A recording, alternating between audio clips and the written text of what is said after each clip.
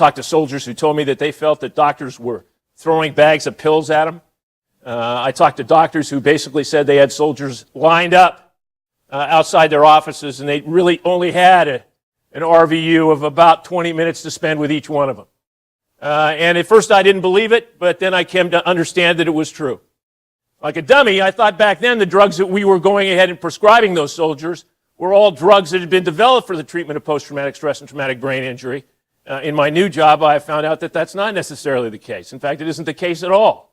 I've also found out that there's no drugs currently in the pipeline to take care of post-traumatic stress and traumatic brain injury, even though we've been fighting for 10 years. Every suicide that happened in the United States Army was briefed to me during that time. I had expert after expert come into my office and explain to me, and the thing I found most frustrating was that expert after expert told me something different. Jim Amos and I, the Assistant Commandant of the Marine Corps, got our doctors and a group of folks, and we had them all in a room.